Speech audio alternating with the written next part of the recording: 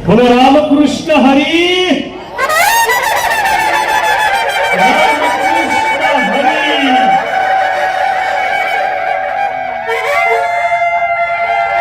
चला तर सातारकर पुजारी समोरील बटन दाबून प्रचंड भूगताळ पुजारीचा आवाज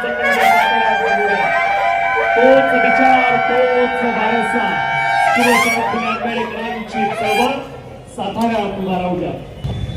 तर आपल्या हद्दीमध्ये सर्वजण सुरक्षित राहिले पाहिजे आणि एकमेकांना सहकार्य केलं पाहिजे अशा प्रकारची भूमिका सातारच्या राजकारणामध्ये अनेक वर्षापासून आहे। लोकांच्या मनामध्ये काय असो किंवा नसो कोणीतरी लोकांसाठी काहीतरी केलं पाहिजे। ही लढाई काय नगरपंचायतीची आणि नगरपालिकेची नाही, ही लढाई तत्वाची आहे। सगळे जर भाजपमध्ये गेले, जाणारे सुद्धा किती सुखी आहेत तुम्हाला माहिती आहे। सहन होत आहे आणि सांगता येत नाही अशी परिस्थिती सध्या सगळ्या मित्र पक्षातल्या आहे। काही लोक प्रेमाने गेले, काही लोक सत्तेमध्ये गेले, काही लोक दबावाखाली गेले।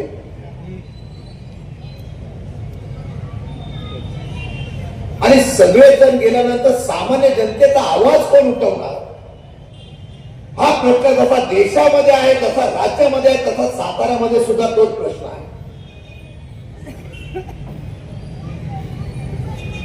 आणि म्हणून या असलेल्या विरोधाला कोणीतरी वाचा फोडली पाहिजे आणि ते वाचा फोडण्याचं काम यावेळेला सुवर्णा पाटीलांच्या आणि माझ्या असलेल्या सर्व महाविकास आघाडीच्या उमेदवारांच्या माध्यमातून आम्ही या जनतेकडे करण्यासाठी आलेलो आहोत। मला माहिती आहे लढाई सोपी नाही, लढाई अवघड आहे, ही सुरुवात आहे। कोण काय ताम्रपट घेऊन आलेला नाही। मला माहित नाही उद्या विजय होईल का नाही,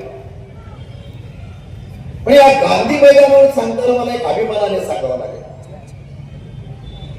या देशामध्ये आणि राज्यामध्ये ज्या पद्धतीने सत्याचा आणि सत्तेचा वापर केला जातो त्याच्या विरोधामध्ये लढण्याची चिंगारी कोणी उभी केली असेल या आमच्या शिलेदारांनी या गांधी मैदानामध्ये केली याचा मला निश्चितपणाने अभिमान असेल। शेवटी निर्णय लोकांना आणि जनतेने घ्यायचा आहे।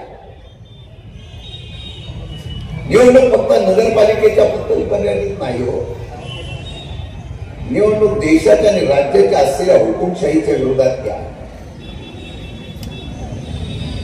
जानकर साहेब तुम्ही सुद्धा त्या ठिकाणी गेला होता, लढवायला माणूस आहे।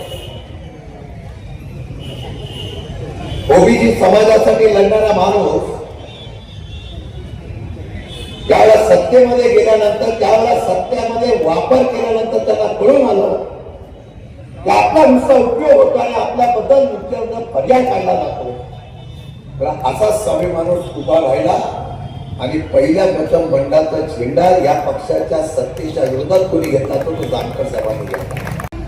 मला माझ्या इथल्या मुलांचं भविष्य घडवायचंय, माझ्या इथल्या महिलांना रोजगार मिळवून द्यायचंय आणि मला हे सातारा शहर जी माझी कर्मभूमी आहे ती कर्मभूमीमध्ये मला एक चांगलं काम करून नाव कमवायचं आहे। यासाठी तुमच्या सगळ्यांची मला साथ हवी आहे।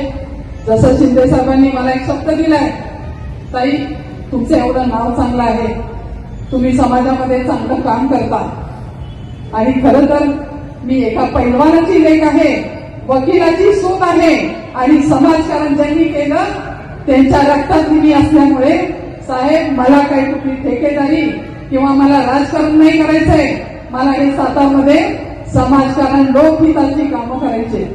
त्यासाठी आपण सर्वांनी मला मी एकच विनंती करते, एक संधी फक्त मला द्या, एक संधी द्या, एक दिवस तुम्ही मला द्या, 5 वर्ष मी तुम्हाला देणार।